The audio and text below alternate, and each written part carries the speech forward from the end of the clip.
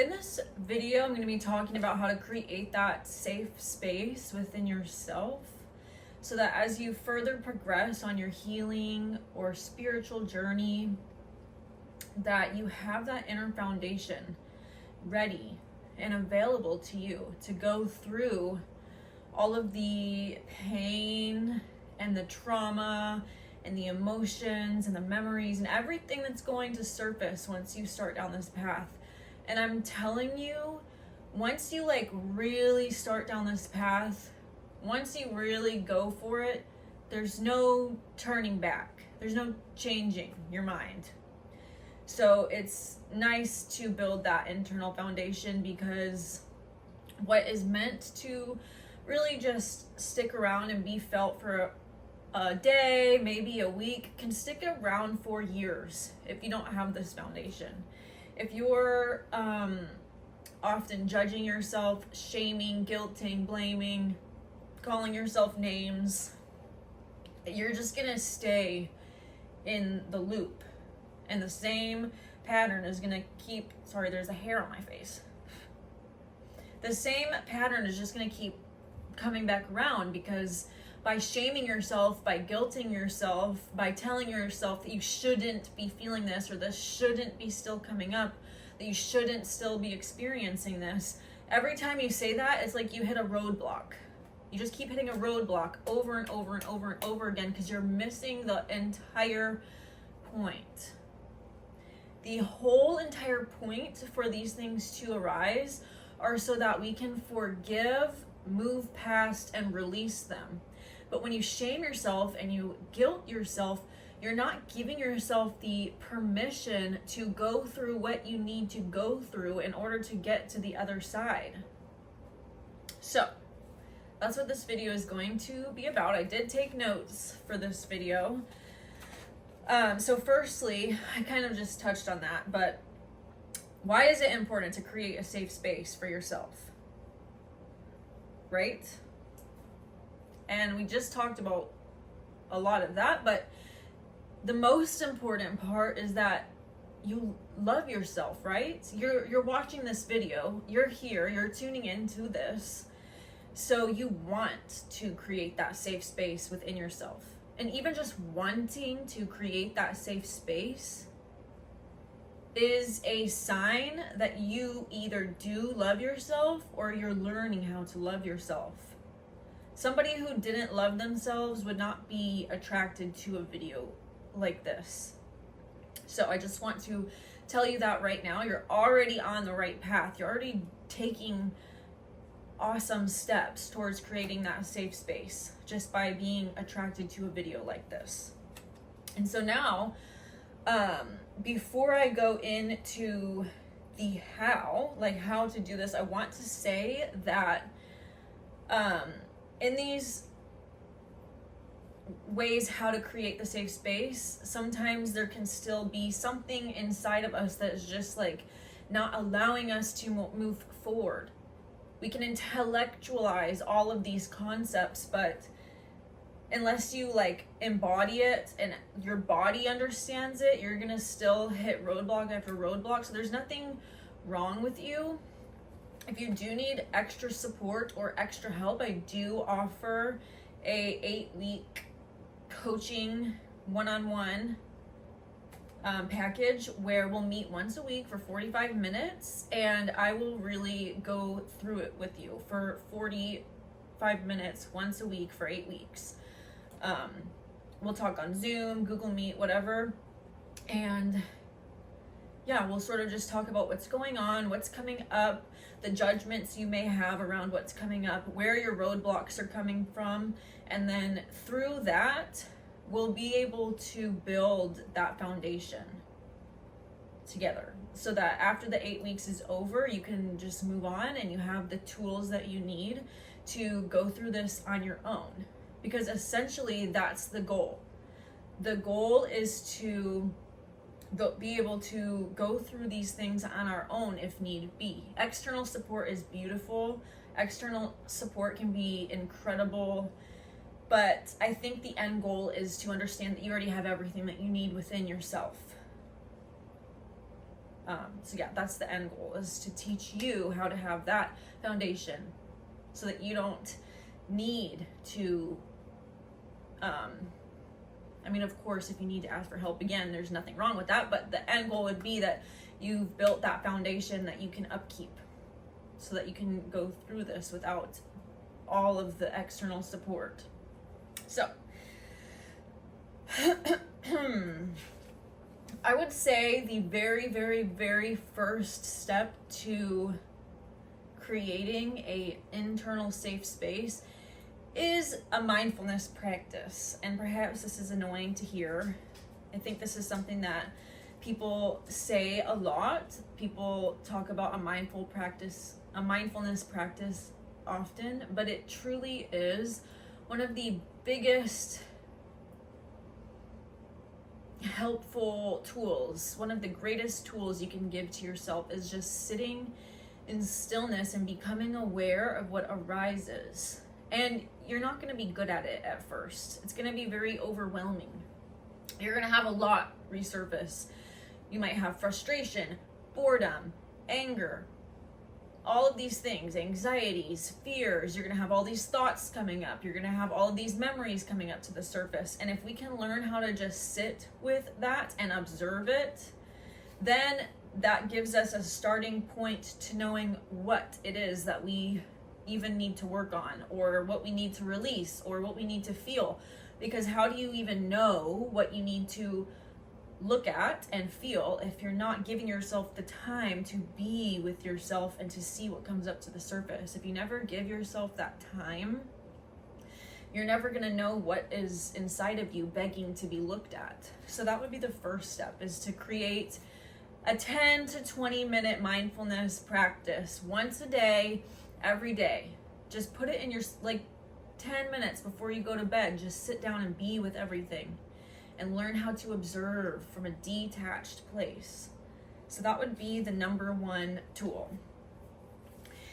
And along with that tool would be learning how to comfort yourself, right? I feel like we're so used to being that stern voice, that mean voice, that voice that perhaps we internalized from our parents or from school teachers or from anywhere else in society, caretakers. We have internalized their voice, and now we have become the person that used to give us anxiety, the person that would stress us out, the person that we hated being around. We internalized everything that they ever said to us, and now that's our voice. Now their voice has become our voice. So the biggest tool would be learning how to comfort yourself through these emotions rather than judging yourself, rather than telling yourself that you shouldn't be,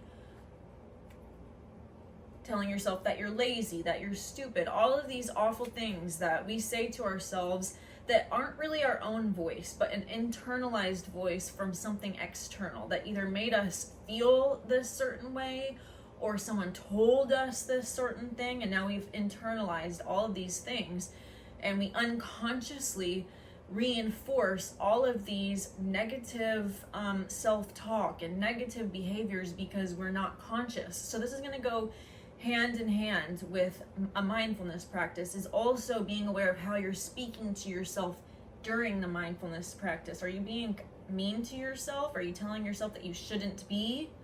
Or are you comforting yourself and you're saying, I love you so much. Thank you for going through this with me. Thank you for being brave enough to be sitting here. Thank you for being brave enough to open up your heart and share with me what has been going on inside. So comforting yourself, hugging yourself, crying with yourself, whatever that means for you.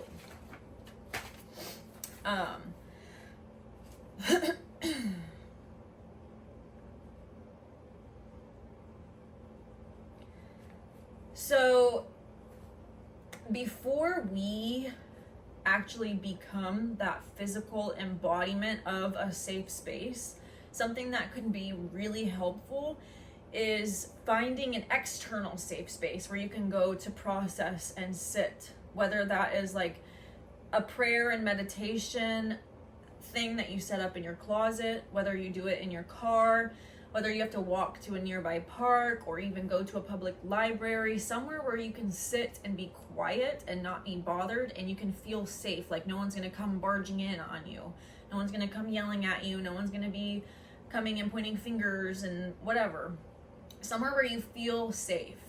And I understand that a lot of us don't feel safe in our environments. A lot of us don't know of any place where we can go to feel space, and that's why I'm saying to look outside your comfort zone. Try and find somewhere where you wouldn't normally go, like a public library, for instance, and just show up there for a few times. And perhaps you don't actually meditate when you go there just yet. Maybe you're just trying to get the feel for it. You go and you read a book and you have a cup of coffee, or just sit and chill, just so that you can kind of build up that comfortability with that space until eventually you feel safe enough in that space, a park or a library or in your car, wherever, until eventually you've been there enough times and you kind of don't feel nervous about it anymore. You can go and just sit in stillness. And you don't even have to sit there. You don't have to look like this while you do it. Like, if you feel like people are going to be judging you and you don't want them to judge you while you're trying to feel safe, you can just sit and like stare at the trees. You can just sit and stare off into space. You don't have to look like you're meditating or anything like that if you don't want to. So finding a physical safe space to go and do this work. But eventually you will become the walking embodiment of the safe space, and it won't matter where you are or who you're around, you will be your own safe space. But until you get to that point, it is helpful to set aside these deep divings and stillnesses for somewhere that you feel physically safe. Okay? I think we already talked about this, allowing yourself to have big feelings, allow thoughts to come up without guilt, without shame, without the shouldn't, I shouldn't be, you shouldn't be, why do you still? Don't bring that into this space. This is supposed to be a safe space where everything is allowed. All of your darkest fears, all of your darkest feelings, all of your deeply ingrained, whatever it is, in this space that you're creating for yourself, it is all allowed, all of it. No shaming, no guilting, no judging, no blaming, no name calling. None of it is allowed in this space that you're cultivating for yourself. So that's going to be a really, really, really big one. And it's so automatic. It's just our automatic way of thinking oftentimes that it's going to be difficult to uproot that. It's going to be a challenging part, but it's the most important part. That's the part of it that will keep you stuck on the healing journey for years and years, and you feel like you've been healing for years. What is wrong with me? Why am I not done healing yet? Why is this still coming up? It's because you're still judging it, and you're still judging yourself. So that's going to be the number one thing to get rid of in this space. And lastly, to fully understand why it's all allowed. Why is this all allowed? Why is anger allowed? Why is fear allowed? Why are these things allowed? Why should I be allowing these things? Because they are coming up. They are not you. The only reason that we fight against these things, that we try to make them stop or push them down or make them go away, is because we identify with them. We're attaching ourselves to them. We think that they are us, and so therefore we are afraid of them and we're trying to make them go away. But if you think of all of these things, here's a diagram I drew a few weeks ago. If you think of all of these things, this is how it feels, right? Like you try to sit down in stillness and then all of these anxious thoughts pop up. Let me draw a new one.